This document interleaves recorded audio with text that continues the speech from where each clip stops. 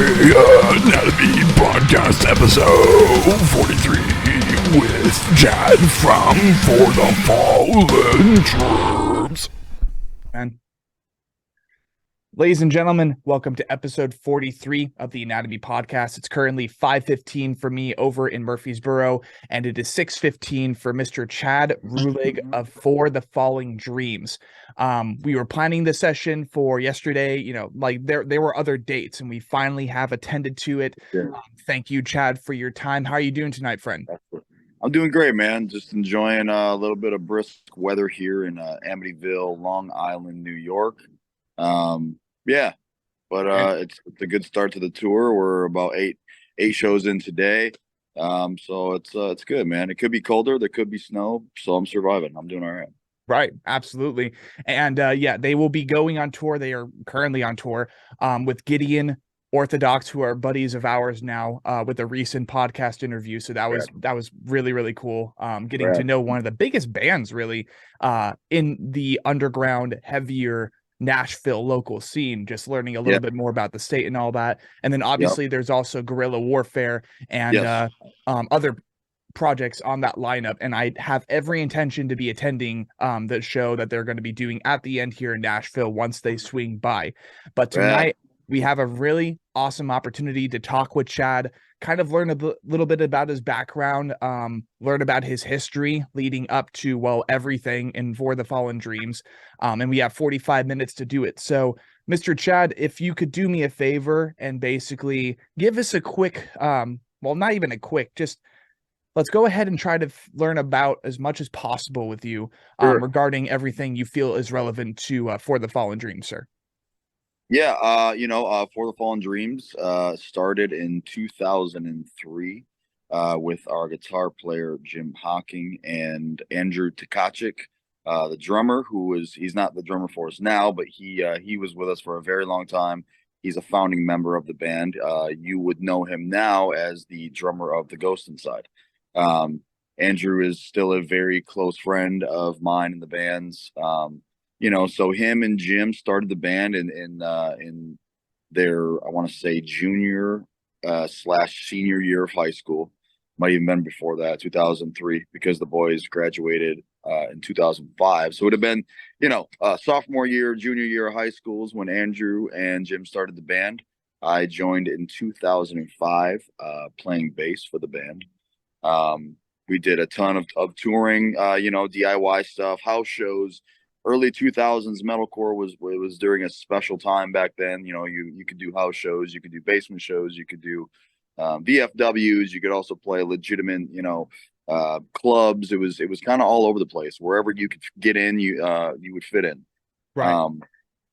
So that's where the band kind of started. Our very first record, or our very first official release came out in 2008 under Rise Records. That was our record Changes, which is, dare I say, critically acclaimed in the metalcore community. So, man, from there, we just continued to pump out records.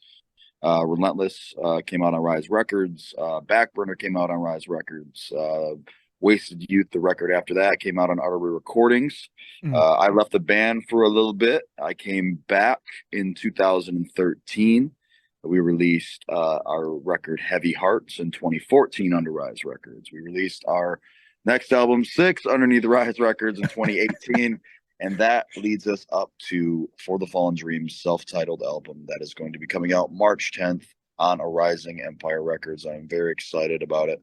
A lot of hard work and dedication has went into this record. Man, just very excited. It's been a long road. It's been lots of ups and downs and good moments, bad moments, in between moments. Lots of growth. Lots of learning curves to be in our mid-30s and still be doing this. It's a very humbling experience. Here we are. I guess that's as quick as I can get as far as combing through releases and where For the Fallen Dreams is at now. It's all good stuff. Very excited, and March 10th she's going to drop. Awesome. Fantastic. And what a great start to the session, like regarding such a big ban when it comes to the term that is metalcore, and especially even like the earlier stages of metalcore, which is like still so, despite me actively drinking right now, like sobering. Really, it's just like, Right. wow, holy shit.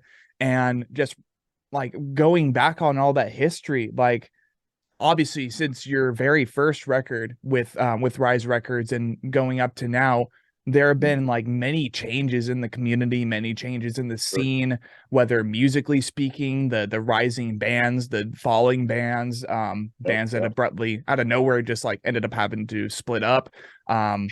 So many projects, man, so many projects. So I wanted to kind of get your perspective, and you can take as much time with this as you want because of the time that we have. What have been like some of your, like, I don't know, highlights, and then just like holy shit moments in like, you know, kind of an eerie and unsettling way over the years? Because I think those are definitely stories that people would want to hear. Absolutely. I think just kind of going through the year, you know, again, like since the first record came out. So we celebrated 15 years of our first record Changes that came out in January of 2008. So we just celebrated 15 years of that. So just from the starting there, you know, the band being on the map and touring full time, doing stuff overseas, seeing legitimately the entire world, right? Right. You know, Southeast Asia and multiple trips over Europe and Russia and Japan and South America. You know, it's one of them things. It's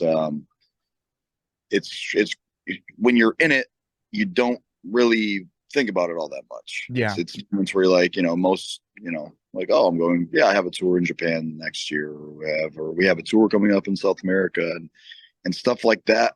As a musician, sometimes I don't want to say you take it for granted, but it kind of just, it's when you've been doing it as long as we have, it kind of just becomes normalized at some point. Yeah. So you kind of lose sight of how eye-opening and how important things like that are, and just the development for us as human beings, to experience other cultures and religions and races and creeds. Like that in itself is very like, wait, what? Hold on a second. What have I been doing for the past 15 years? I've been to all of these places. That's crazy. So stuff like that in itself, just touring and seeing the world and being able to experience all those different things and grow up in this lifestyle. You know, again, like Changes came out in 2008. And that's really when the band started touring full time. And, you know, we were just kids. We were just, you know, early 20s, just really trying to figure out what's going on. I mean, the everyday Joe doesn't really have it figured out till late 20s, 30s or later, right? To kind of find your place in the world and kind of come into your own and get to make all those mistakes and all those bad decisions in your 20s and then grow up in your 30s. But through our, you know, through the lens for us, it's been going through those growing pains and growing into young adults and full grown old men, getting to do that through the music scene. And that in itself is, like you said, has there been a moment where it's been like really like crazy and eye opening? And I think that's probably the best answer I can give you is just being able to grow up through a different, path. Being a musician is an amazing thing. It really is. And I'm very humbled and grateful to still be able to do this 15, 16, 17 years later. So those are definitely moments like that, just being able to live life through a different lens than most, and still appreciate it, you know, and still look back on, even now, you know, being on this tour now after the pandemic. You know, no bands really knew when it was going to crack. Nobody knew when things were going to get back to just even somewhat normal. So to be back out here after so many years, and to be able to still be doing this at this level is a, for lack of a better word, a true blessing. So those are moments like that, man. Moments like that. Yeah, exactly. And like kind of going back to just everything kind of being a blur, right? Even after all these years going around the world, which is crazy to think about. I'm even like daydreaming about my first couple live gigs, and I'm even daydreaming Yeah, about an official full lineup for my own project. So sure. like it's the grind, man. Like in the Mhm. moment after all those years, you a musician typically isn't able to really enjoy or be in the moment because you're really just thinking about the future. You're like, okay, so we got this whole leg of tours, we got, multiple tours consecutively in different countries. Every day it's a different city.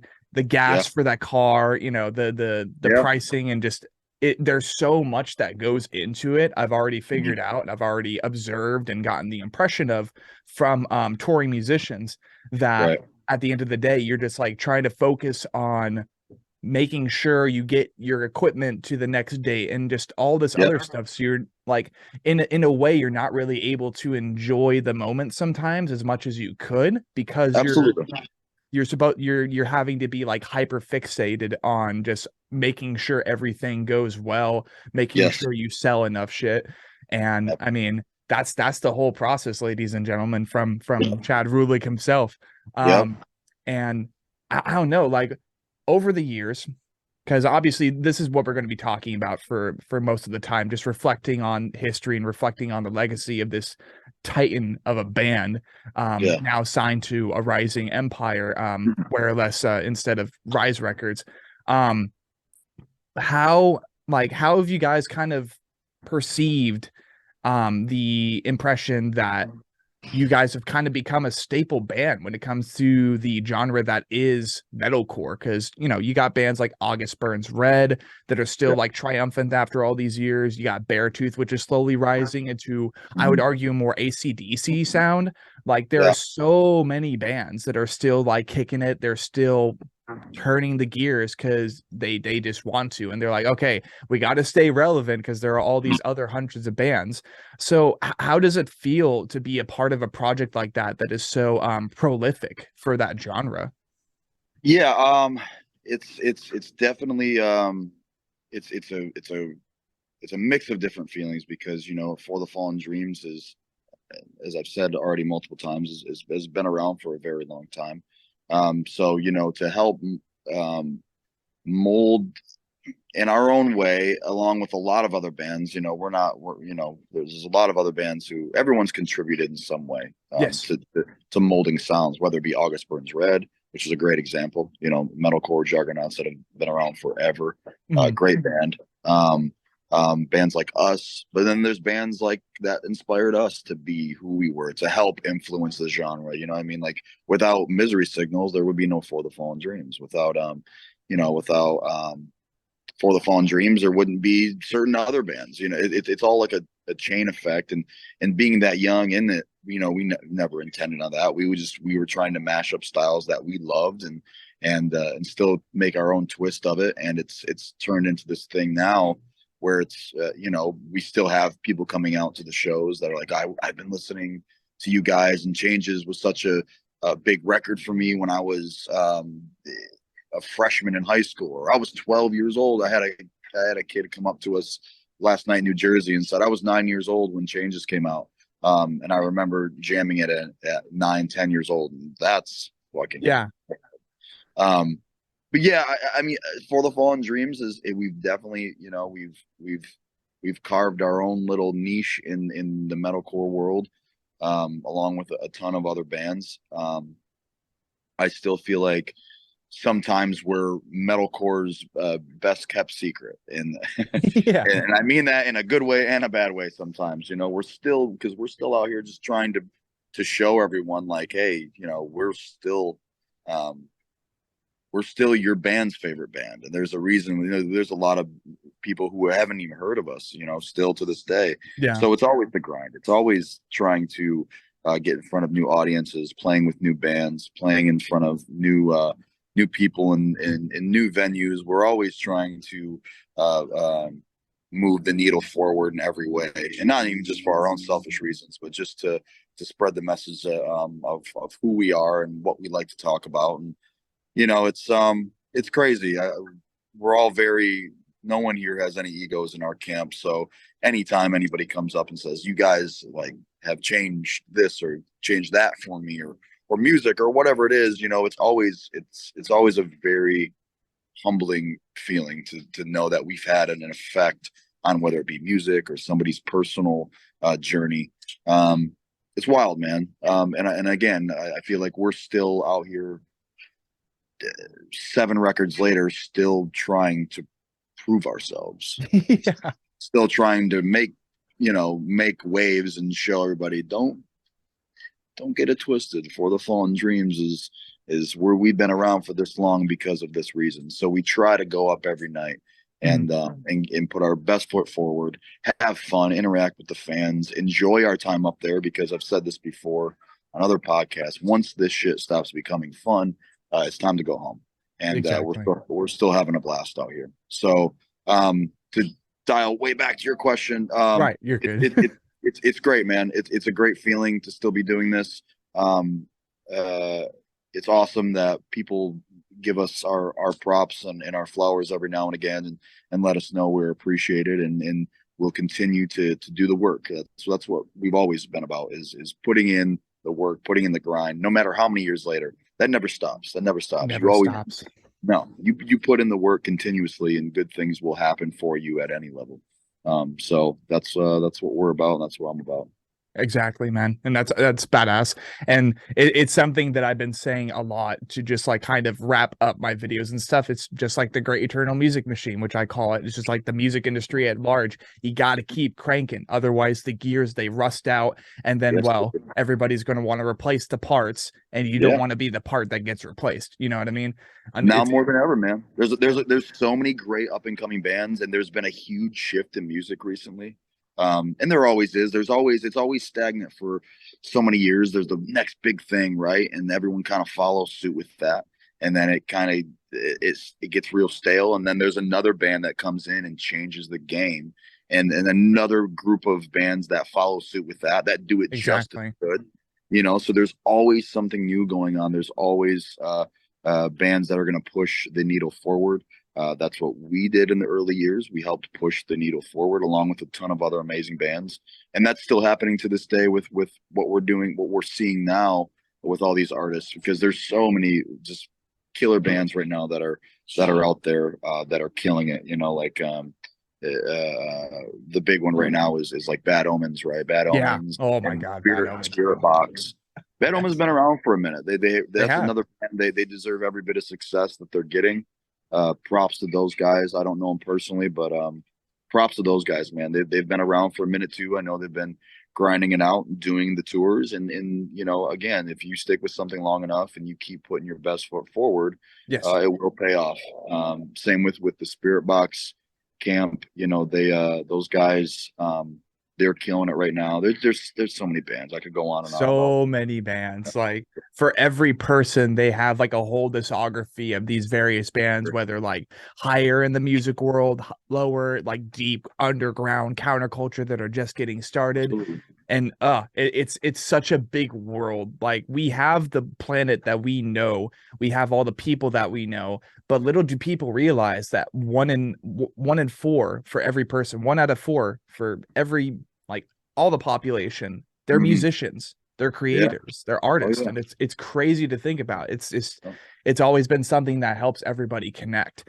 And that's definitely something that we like to do, or try to do on the Anatomy podcast, is like try to connect everybody as much as possible. Let people know as much as possible about each and every one of these musicians, whether it be the full band or just one individual, because that just means more episodes. So and I think the next part that I was wanting to do with you while we still have you on call, I was wanting to actually kind of learn a little bit more about you personally. So we're a little bit more aware of the discography, right? And the roadmap, the campaign that is For the Fallen Dreams, going from one of the biggest counterculture labels ever, Rise Records, over to a rising empire, which they have so many good artists. So shout out to them as well. Absolutely. So I was actually curious, man, on basically your history, because you said you were a bassist in For the Fallen Dreams at first, and that's brand new to me. But Yeah. everybody knows you to be the very hoarse, like just gritty vocalist, like one of my favorite vocal spectrums in the scene, period. Like there's yeah, absolutely, man. You, Danny Worsnop, Sam Carter. There are so many vocalists just in the metalcore slash metal or ambient metal scene that I've just absolutely fallen in love with. As far as their vocal capabilities. So I was looking to go ahead and go back as early as you were willing, as deep as you were willing into your story. And the same way you discussed the discography and campaign of For the Fallen Dreams, I was curious on like your background, getting vocals started, getting bass guitar started, and yeah, take it away, sir. Yeah. I've always been around musicians. My grandfather and my grandmother and his brothers and sisters and my great grandfather, they were all musicians. They all played country music. They all played bluegrass. So that was something I was always around from the get-go. Growing up, being a young alternative kid, being a skateboard rat, listening to punk music, being 10, 11 years old. And, when you're that alternative culture, you're bound to run into stuff like that. Listen, again, being 10, 11 years old, listening to Sex Pistols and Screeching Weasel and, Rancid, like listening to like skate punk stuff, because that's what I felt. I was embodying everything that was alternative at a young age. So I started my first band when I was 12 years old. I started a band with a bunch of kids that I was in middle and high school with. Actually, crazy. Now, it was middle school, which is insane to think about now. So what year does high school start? Is that ninth grade? It's ninth grade high school. I know it's different every state, but yes, at least for high me. school, ninth grade. Yeah, freshman high school. Yes, that would be ninth grade. Gotcha. So I was a seventh, eighth grader in a band, which was wild. And I remember, again, we were just a couple of my buddies who were also the same age. We were skateboarding and listening to MXPX and Rancid and Pennywise. So we were doing cover songs. I remember asking my grandfather if he could find me a bass guitar, and he played guitar, so he couldn't find me a bass guitar. But he had a Guild acoustic guitar, and he took it to a music shop, and was like, let's just get you a whole bunch of gear. So he took one of his like prized acoustic guitars. We went to this music shop. He traded it in for an LTD bass for me, a Harkey 410 cab, and got me all set up to start playing my first shows as a young kid, 12 years old, playing in bars like they would have where I'm from in mid Michigan. They would have like this. It was called Teen Night, right? It was middle and high school kids could come into this bar, and you would be playing with two or three other bands from the local high school areas or whatever it was. It's kind of like when you're playing sports in middle and high school, where you travel into the city and there's other bands from surrounding schools that would play there. It was like a battle of the bands every Wednesday, and we would play that.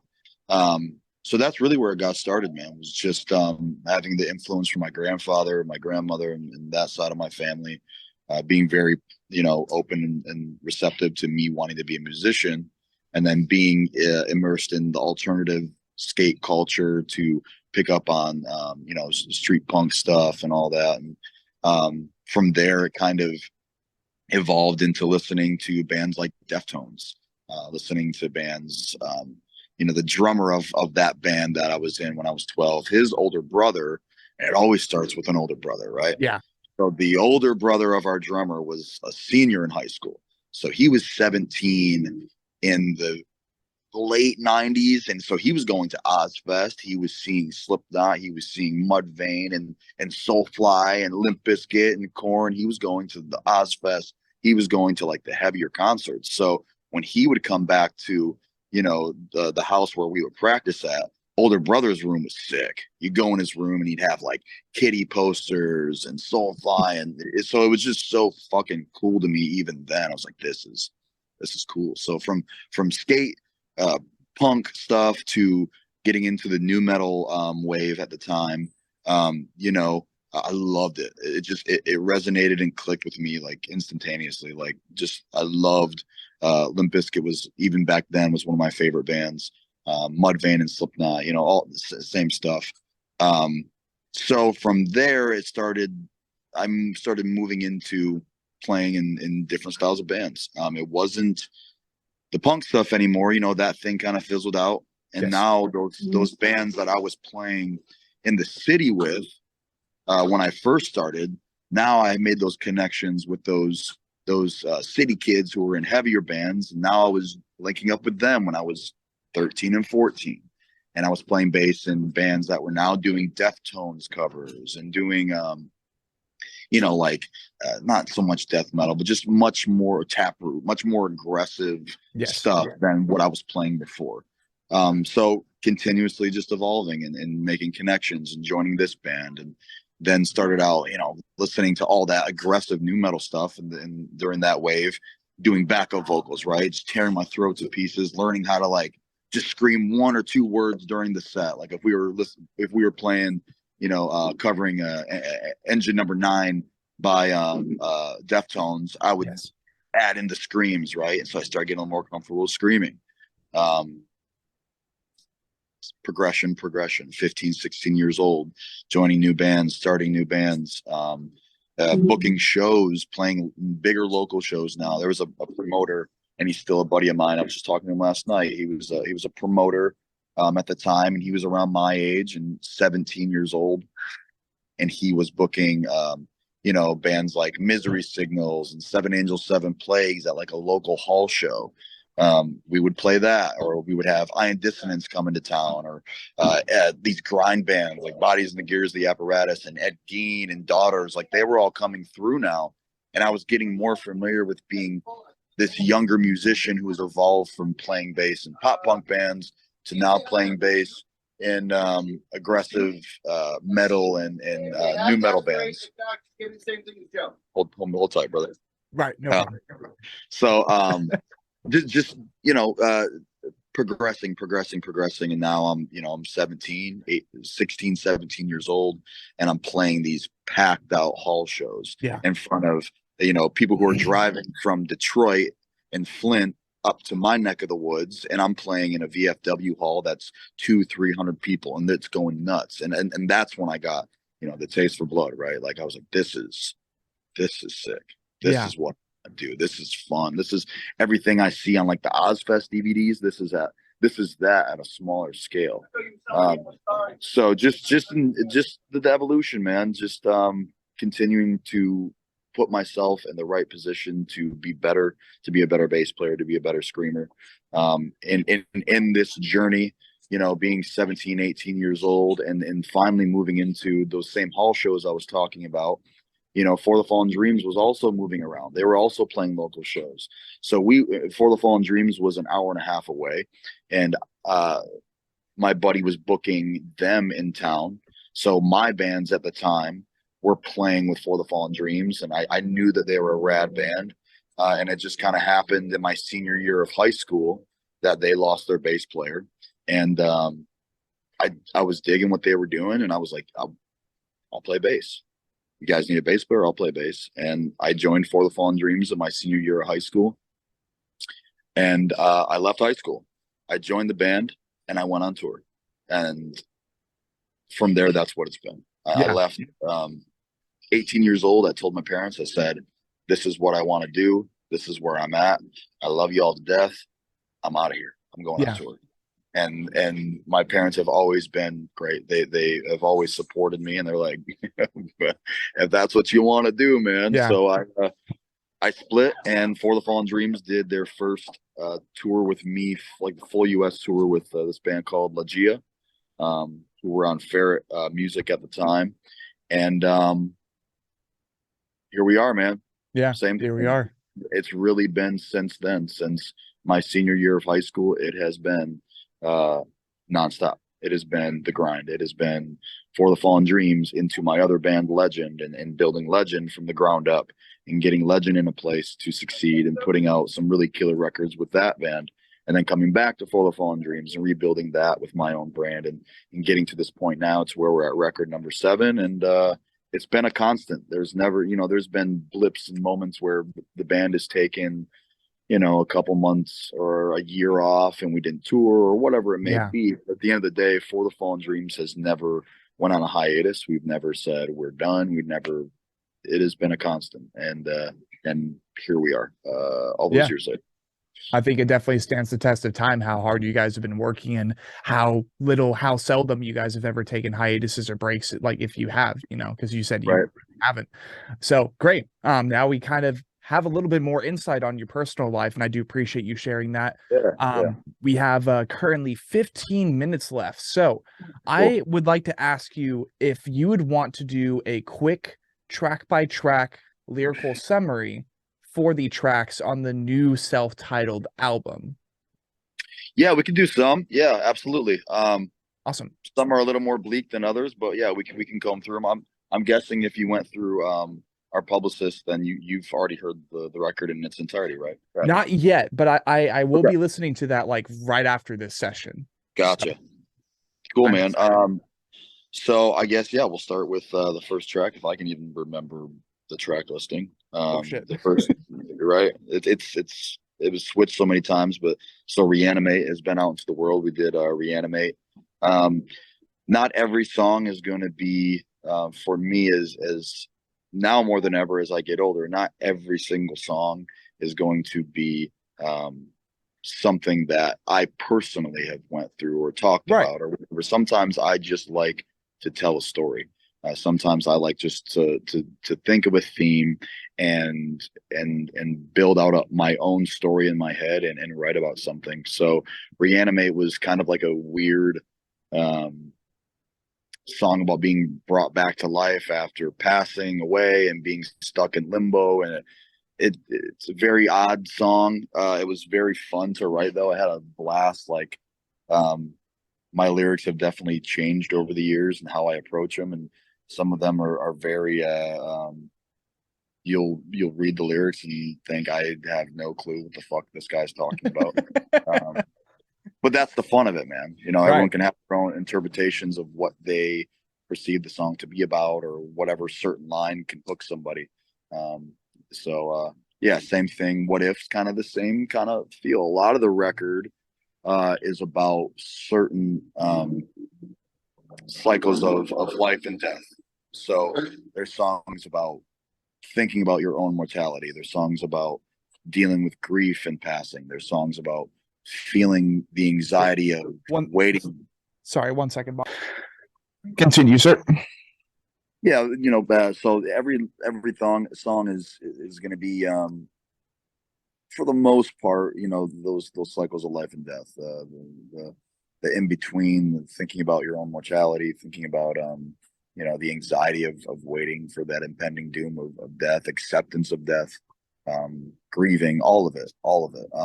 So each song, once you listen to the record, a majority of, or you're going to hear songs like that. Songs like Searching, one of my favorite tracks on the record.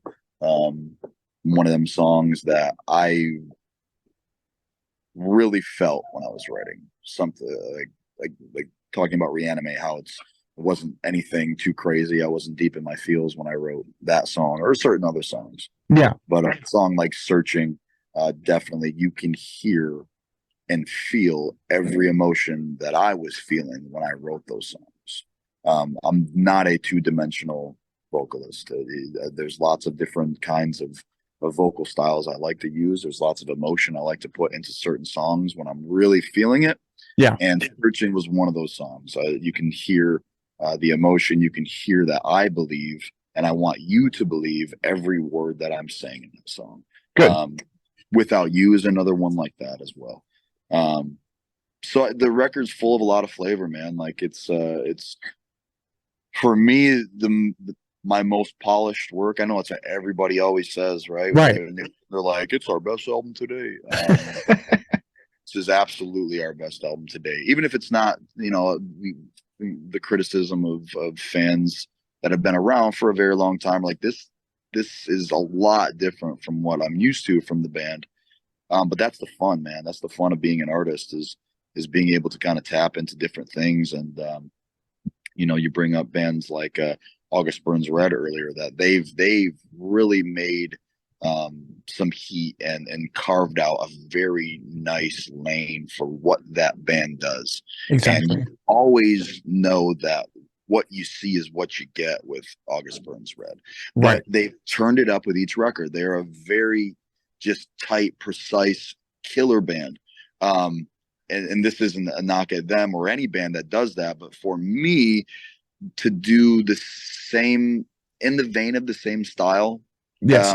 it's I can't do it. Like I Yeah. need to try different things all the time. You got to break away and re-identify, and especially with a record that's self-titled, it's like that's identity right there. Absolutely. And every record, if you listen to it, every record from For the Fallen Dreams is different from the record before it. Relentless was a beefier version of Changes.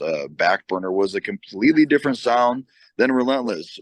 Wasted Youth was light years different than Changes, Relentless, and Backburner. Heavy Hearts was a return to form that was the closest to Changes, but was still very different. Six, we went a different direction there. And then the self-titled, it's another new direction.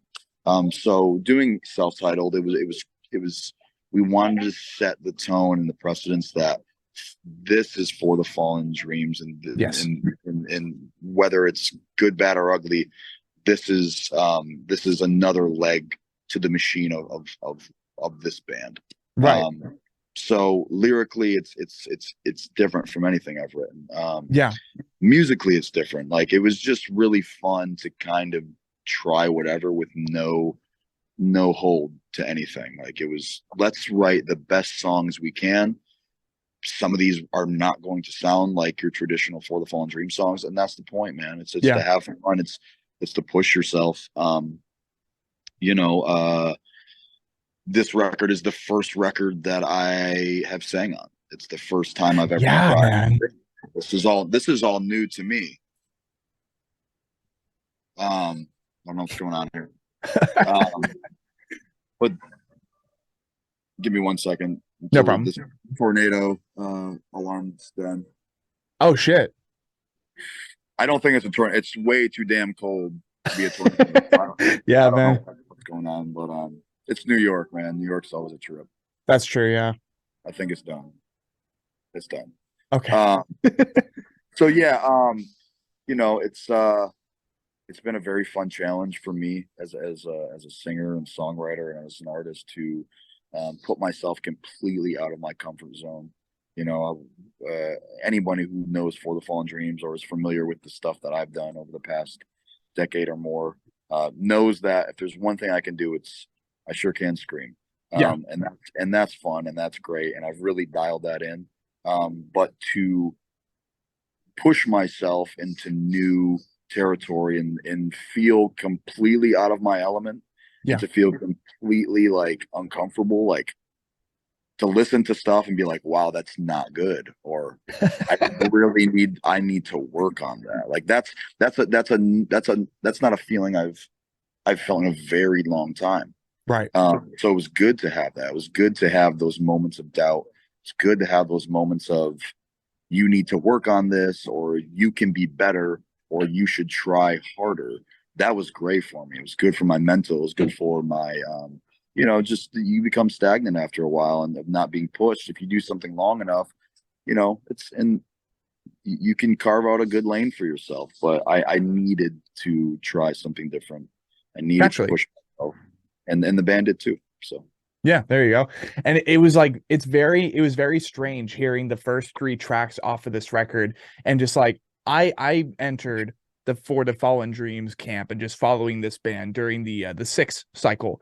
And one thing I've always fallen in love with when it comes to metalcore records is when you have the primary vocalist, he does his heavies, he sometimes does his cleans, but then there's a backing vocalist that helps kind of complete the identity. Bands like Era, bands like While She Sleeps, holy shit, like Great everybody band. sings in that band. Yep. There are so many bands in the genre that have kind of like fulfilled that and I think it's kind of helped shape the identity of metalcore bands too. Like when there's a backup singer, it's like, okay, so there's a little bit more going on here. Make Them Suffer. That's another Yep. example. Just like, okay, heavies, and then you have backups, but they're also female, like something Right. like that. Yep. So Dynamic. dynamic, exactly. It's fresh, it's dynamic. It's for me, it's almost like it adds more soul to the band when you hear the other voices in the band. Oh, absolutely. Like of course they're probably really preoccupied shredding. It ends up being Right. a whole other level of like focus. Just like, okay, so I'm doing a tap solo, but I'm also just like, it's a Yeah. whole other animal. But that's what also makes it so intriguing, is like, how the fuck are they tap Yeah. solo dancing on their guitar fret and just like, what if I fall, Yeah. like all You that type got of it. crazy. Yeah. So, being that there are a lot of songs on this record, from what you've told me, that kind of have like they're up for perspective, or they're up for application and stuff. You can add your own twist to it and make it about a certain thing in your life, apply it more.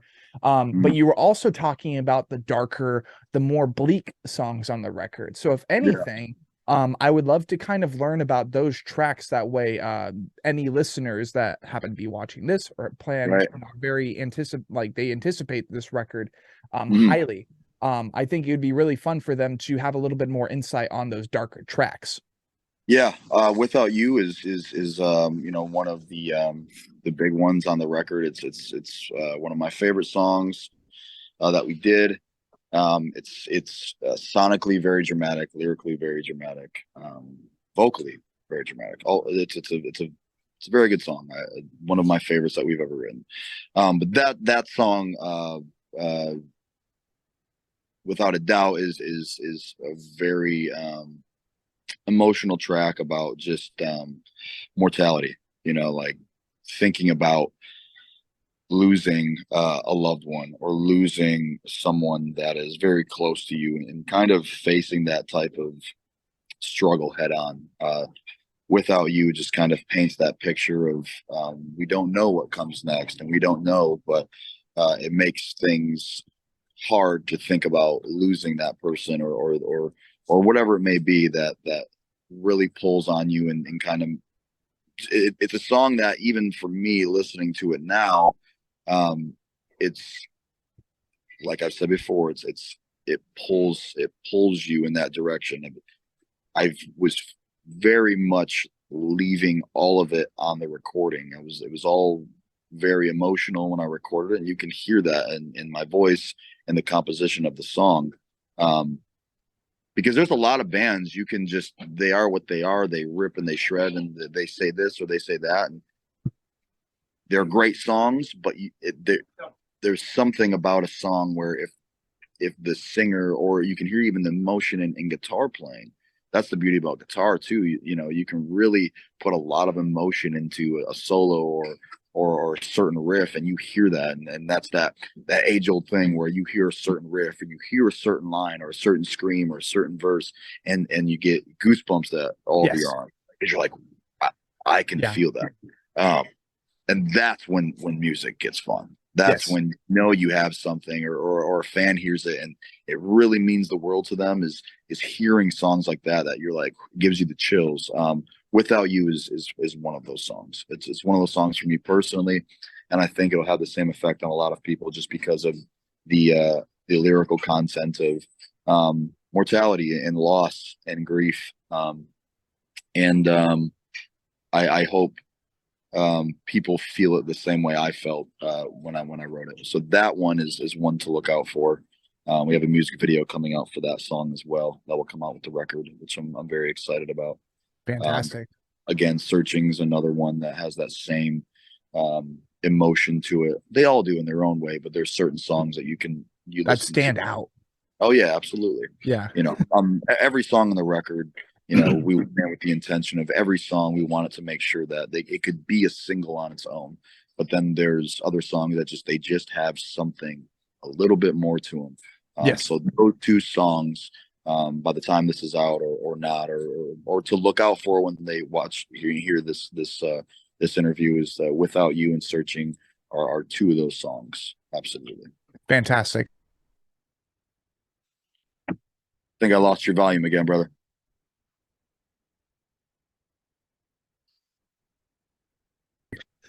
Hello. There you go. Gotcha.